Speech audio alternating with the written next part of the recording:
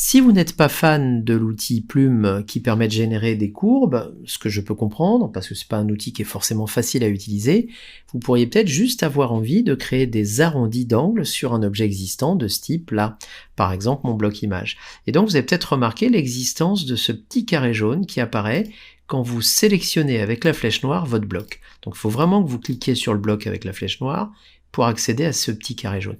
Et ce petit carré jaune, en fait, il est tout bête, mais quand je clique dessus, je m'aperçois que j'ai 4 losanges jaunes qui apparaissent autour de mon bloc, et en fait, quand je glisse, en glissant et en maintenant ma souris, je m'aperçois tout simplement que ça me permet de modifier mes valeurs d'angle que j'ai ici. Et donc, pour information, dans la palette de propriétés ou dans la palette de contrôle, puisque vous avez le même réglage, vous avez ici un petit intitulé spécial angle, dans lequel vous pouvez d'ailleurs cliquer pour obtenir ceci.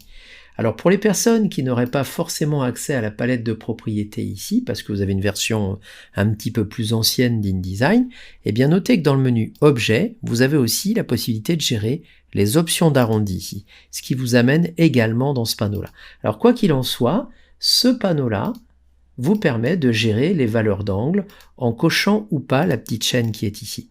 En résumé, si vous cochez la petite chaîne et que vous modifiez vos valeurs d'angle et que vous cochez la case d'aperçu, eh bien vous constatez évidemment que tous vos angles vont bouger en même temps avec la même valeur. Ça vous permettrait donc éventuellement de dire moi j'ai pas envie d'intervenir sur tous les angles mais seulement sur tel ou tel angle. Eh bien vous pourrez par exemple décider de mettre celui-ci à 0, obtenir ainsi un angle droit ici mais des angles arrondis ici. Pourquoi pas mettre celui-ci à 0 également. Voyez, ainsi obtenir comme ça des dissymétries particulières et des déformations particulières. Donc c'est pour ça que cet outil-là permet d'accéder à la manipulation des angles, et dans votre palette de propriétés ou dans le menu objet options d'arrondi, vous pourrez également intervenir de manière plus ou moins confortable sur ces réglages-là.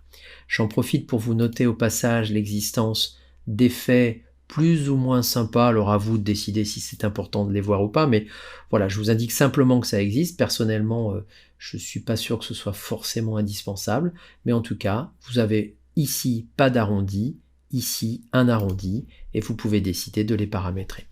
Dernière petite chose, et j'en aurai fini avec cette séquence sur les arrondis, si vous créez un bloc de type rectangle, que vous le sélectionnez avec la flèche noire pour accéder à ce petit carré jaune, et que vous ne voulez bouger qu'un angle directement, eh bien vous maintenez la touche Shift de votre clavier.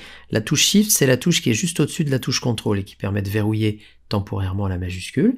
Et donc en maintenant cette touche Shift et en bougeant un de mes curseurs ici, eh bien vous voyez que je n'arrondis qu'un angle à la fois.